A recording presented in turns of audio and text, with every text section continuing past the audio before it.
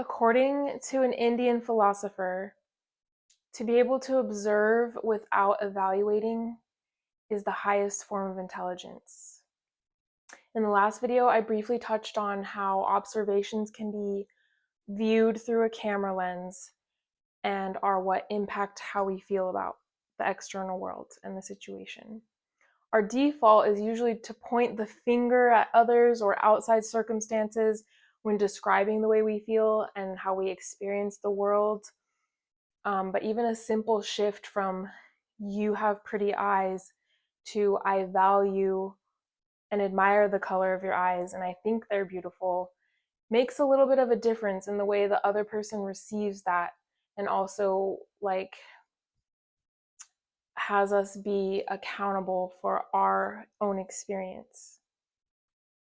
So an example, as I watch my dog sniffing through the yard, I feel a sense of curiosity and appreciation of her cuteness, but simply saying she's so cute would be a judgment or an evaluation in the terminology mentioned in the book Nonviolent Communication. Some more examples of evaluations versus observations. So an evaluation would be, "You are too generous." And the observation would be, "When I see you give money to strangers, I think you are too generous." Another evaluation, "Dan procrastinates."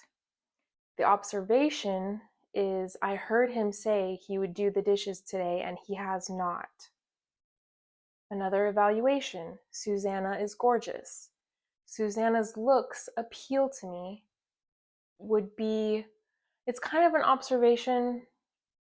You can't really fully observe that through the camera lens, but that is taking responsibility for our own experience. And if it is an obvious observation that she would be generally considered attractive by society, you can observe that, but yeah, it's a little tricky there. Another evaluation, "He is a great cook." The observation would be, "I heard people say they felt really satisfied and nourished after the meal he prepared." Whenever we receive a negative message from the outside world, whether it be something someone says or something we observe that we don't like, the four options are: we can blame ourselves, we can blame others, we can sense our own feelings and needs, or we can sense the other's feelings and needs and what might be motivating them to act in the way they are or say the things they are. It takes a lot of practice to start recognizing the specific behaviors of others that are impacting you. We're so conditioned to judge and label, "Oh, he's so annoying," or versus, "I feel annoyed when he goes off on a tangent about ethereal concepts when we were trying to decide on a more practical action to take next." Or, "She is so loud," versus, "I feel hurt and disappointed when she raises her voice during conflict." Another example would be, "You never want to do anything," versus, "The last 3 times I initiated an activity, you said I don't want to do that." So yeah, what others do may be the stimulus for our feelings, but never the cause. Let's talk about being present with and taking responsibility for our own feelings without judging or creating stories around it or labeling it as bad.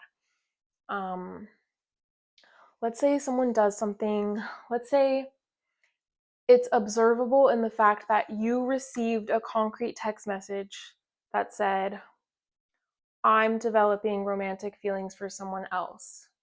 That's something you observe, and the receiver of that message would likely feel hurt or grieve that. Or if they were really disconnected and didn't care, they would, feel a different emotion. But let's say they feel grief. And so, with going back to the options for receiving negative messages, if we blame ourselves, we would start to create a story like, oh my gosh, I'm not good enough, I'm not pretty enough, I did something wrong. We can start to blame them, like, wow, he's such an asshole. He never loved me. He is just a player, a liar, a narcissist. Those are judgments and evaluations that we might have. We can sense our own feelings and needs, where if we get really present, we can say, man, I'm feeling grief because I really needed some more reassurance or clarity, or my time to be respected, or you might just have a general need for support after something like that, and that's valid. Not from that person, but you can need that from, like, as a general need, and you can get support from somewhere else, not that person. Or we can get so present that we just receive that message by sensing the other person's feelings and needs. So we could say, wow, that person might be excited to connect with someone else, and that's valid. And they might be needing more fun and playfulness in their life, and that's valid. And so you can receive that as kind of more neutral without evaluating or judging yourself or the other person. So you can, just have empathy for them. And going back to that being the highest form of intelligence, that does take a lot of strength to be present with something like that. Even being present with your own grief without labeling it or creating stories around it. So, for example, you could just feel it in your body. What does it feel like? It's like a tightness in your chest, like heart palpitations maybe. Maybe you feel frozen. Maybe your gut starts to like feel knotted and nauseous. But if you could just feel that without creating the story like, oh my gosh, this is bad, I'm not worthy, I'm not beautiful enough, this person sucks, all these things, if we're present without just like observing ourselves, observing the situation, maybe observing what the other person might be experiencing, without evaluating any of it, that is a high form of intelligence that takes a lot of presence, self-awareness, strength to be with that. But that is a very good practice to have, to just observe the sensations without going into a story in your mind. I want to distinguish between feelings versus thoughts. We often use the word feel to express thoughts rather than true feelings. It's kind of become normal in our society to be like, I feel that you don't love me. Like, that's not a feeling. So words such as like, that, or as if don't follow true feelings usually. So examples like, I feel that you don't love me, like I said. I feel like a failure. I feel as if you don't care about me. Corrections would be, I feel hurt when I think you don't love me. I would like more verbal reassurance in certain moments. I feel disappointed in myself for withholding my true feelings. Or I feel scared thinking that you don't care about me. Or I feel angry that I didn't take the necessary actions I thought would help me succeed, rather than I feel like a failure. Does that make sense? So yeah, I'll put the list of feelings up on the screen again. I had it in the last video, but it's a helpful reference to learn how to actually communicate a more wide variety of feelings. And you can tie them to your thoughts, but expressing feelings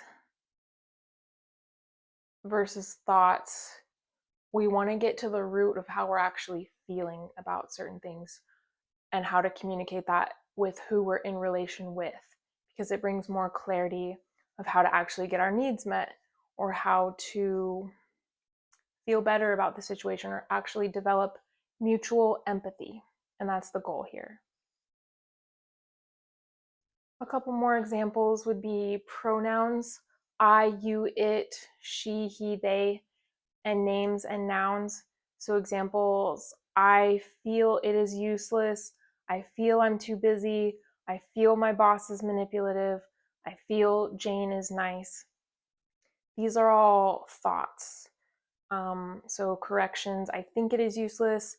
I feel exhausted thinking that I'm too busy.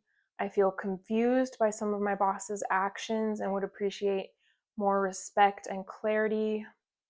Or I think he's being manipulative and I feel scared. Things like that. So, in conclusion, just to reiterate the concept that what others do, what happens outside of us externally, may be the stimulus for how we feel inside, for our triggers, but it's never the cause. Because one person could observe two people kissing at a park, let's say, and one person can feel grateful or admiration or love or excitement with witnessing two people having a good time, and the other person could feel disgusted and like people shouldn't do that, and they're feeling angry and like just like tight and clenched and uncomfortable. So those are two completely different experiences for the same exact observation of just two people kissing in a park. So taking responsibility for our own experience, for our own feelings, is a practice. It doesn't happen overnight. It's sometimes pretty challenging, especially the way we've been conditioned and brought up, and society, the culture. We've been conditioned in a way that disconnects us from empathy a lot of the time.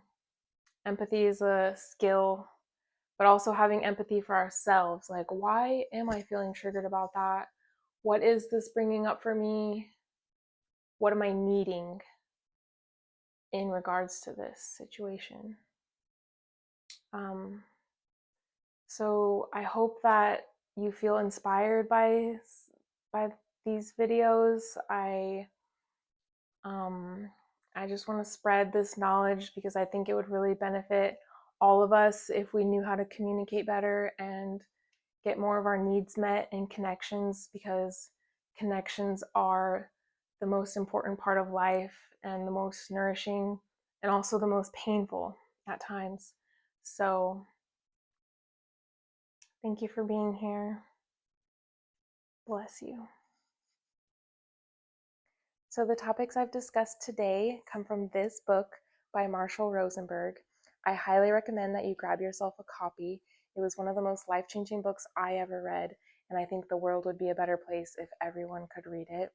You can grab yourself a copy using my affiliate link below, and I appreciate you so much. Thank you for being here.